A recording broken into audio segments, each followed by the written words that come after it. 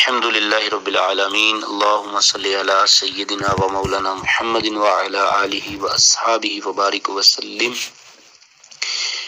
دین سیکھیں پروگرام کے lesson number 22 میں خوش آمدید۔ آج ہم نماز کے بقیہ حصے کو ادا کرنا سیکھیں گے۔ ہم نے کل جو لیسن تھا اس میں ثنا اور تعوذ پڑھنا سیکھا تھا۔ آگے تسمیہ اور جو ہم سورہ فاتحہ ادا کرتے ہیں ہاتھ باندھنے کے بعد، جسے ہم قرات کہتے ہیں، تو آج اس کو ہم پڑھیں گے انشاءاللہ۔ اس کے جو نماز کے مسائل ہیں وہ بھی ساتھ ساتھ ہم ادا کرتے رہیں گے۔ ہم نے اللہ اکبر کہہ کے ہاتھ باندھا، ہم نے ثنا پڑھی، تعوذ پڑھی، پھر تسمیہ پڑھیں گے بسم اللہ الرحمن الرحیم۔ سورہ فاتحہ پڑھیں گے۔ سورہ فاتحہ جو پہلے بھی ہم نے پڑھی ہوئی ہے الگ میں بھی، جب ہم قرات کا ہمارا لیسن تھا تو پچھلے لیسنوں میں سورہ فاتحہ ہم نے پڑھی ہوئی ہے۔ تو سورہ فاتحہ میں یاد رکھیے، جب ہم سورہ فاتحہ پڑھ لیتے ہیں اس میں ولضالین پر ہم آمین کہتے ہیں۔ تو آمین جو ہے یہ آہستہ آواز کے ساتھ کہنا چاہیے، کیونکہ حدیث پاک ہے کہ جس کی آمین فرشتوں کی آمین کے ساتھ مل گئی اللہ اس کی بخشش فرما دیتا ہے۔ تو آمین جب ہم خود بھی پڑھیں اور امام صاحب بھی پڑھیں تو ہم نے آمین جو ہے وہ لازمی کوشش کرنی ہے، پڑھنی ہوتی ہے۔ اور سورۃ فاتحہ ہم چونکہ پچھلے لیسن میں پڑھ چکے ہیں، ہم سورۃ اخلاص آج پڑھیں گے۔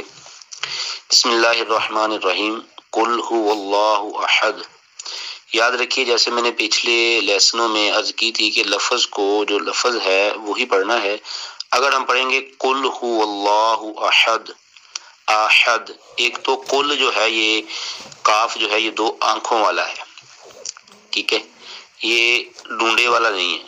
ڈونڈے والا اگر پڑھیں گے قل هو اللہ احد تو قل کا مطلب ہے فرما دیجئے، اور قل جو کاف سے بنتا ہے ڈونڈے والے کاف سے، تو اس کا مطلب بنے گا کھا لیجئے۔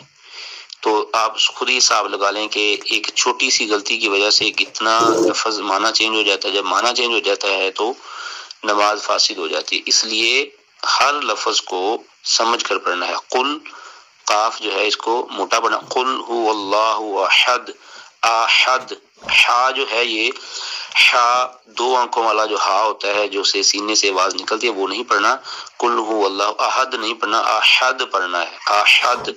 حا جو حلق کے درمیان والے حصے سے، جس لفظ کی سمجھ نہ لگے وہ آپ پچھلے لیسنوں میں جائیں تو ایک ایک ہم نے حرف جو ہے وہ پڑھنے کا طریقہ بتایا ہوا ہے، ورنہ آپ دوبارہ پوچھ سکتے ہیں، ٹھیک ہے۔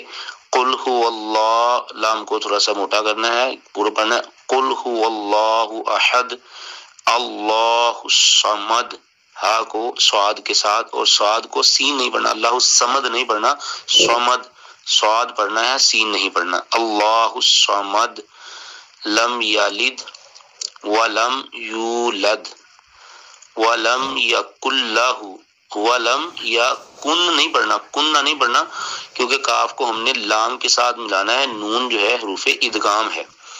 تو یہ بھی ہم نے پڑھا ہوا ہے کہ جب نون ساکن کے بعد اگلا حرف شاد والا ہو تو اس کو چھوڑ کے شاد والے حرف سے ملانا ہے۔ ولم یا کلہ، کن نہیں پڑھنا، کن اللہ نہیں پڑھنا، ولم یا کلہ کفوا احد، ٹھیک ہے۔ آگے چلیے، اب ہم نے رکوع میں جب جانا ہے، سمیع اللہ لمن حمیدہ سے پہلے جو لفظ استعمال ہوتا ہے، رکوع میں جا کے اللہ اکبر کہہ کے ہم نے رکوع میں جانا ہے۔ سبحان ربی العظیم، یہ عظیم ہے، عظیم نہیں ہے۔ دعا پڑھنا ہے تو اگر دعا پر سیٹی کی آواز پیدا ہو رہی ہے، سبحان ربی العظیم نکل رہا ہے، بار بار کوشش کے بھی تو ہم نے پڑھنا ہے سبحان ربی الکریم، سبحان ربی العظیم پڑھیں گے، سیٹی کی آواز پیدا ہوگی تو لفظ ختم ہو جائے گا، معنی فاسد ہو جائے گا، نماز ختم ہو جائے گی۔ سبحان ربی العظیم، سمیع اللہ لمن حمیدہ، ربنا ولک الحمد۔ تو جب ہم سمیع اللہ لمن حمیدہ کہہ کے ہم کھڑے ہوتے ہیں تو ہم نے ایسے کھڑے ہونا ہے کہ ہماری ایک ایک ہڈی جو ہے اپنی جگہ پہ واپس چلی جائے۔ یہ نہیں کہ ابھی لوگ مکمل کھڑے نہیں ہوتے تو سیدھا ہی سجدے میں چلے جاتے ہیں۔ ربنا ولک الحمد بھی پڑھ سکتے ہیں، ربنا لک الحمد بھی پڑھ سکتے ہیں۔ اس کے آگے بھی ایک دعا ہوتی ہے حمدن کثیرن طیبا مبارکن فیہ، وقت ہے تو آہستہ ہے تو یہ الفاظ بھی پڑھنے چاہیے، بڑی برکتوں والے ہیں۔ تو اس کے بعد ہم نے سجدہ میں جانا ہے، سجدہ میں ہم نے پڑھنا ہے سبحان ربی الاعلی، سبحان ربی الاعلی۔ اب سبحان ربی الاعلی، سبحان ربی الاعلی لوگ پڑھتے ہیں تو الف پڑھ کے بعد جو آئین ہے وہ آئین نہیں پڑھتے بلکہ حمزہ پڑھ دیتے ہیں۔ مجھے خود بتائیے کہ سبحان ربی الاعلی پڑھیں گے تو سجدے میں وہ تسبیح ہی مکمل نہیں ہوگی، اس لیے سبحان ربی الاعلی اعلی، اس کو دیکھ کے آپ اس کی پریکٹس کریں تاکہ آپ کی نماز خوبصورت ہو جائے۔ بندہ وہی کامیاب ہے اللہ کی بات میں جس کی نماز سب سے زیادہ خوبصورت ہے۔ اللہ تعالیٰ عمل کی توفیق عطا فرمائے۔ السلام علیکم ورحمۃ اللہ وبرکاتہ۔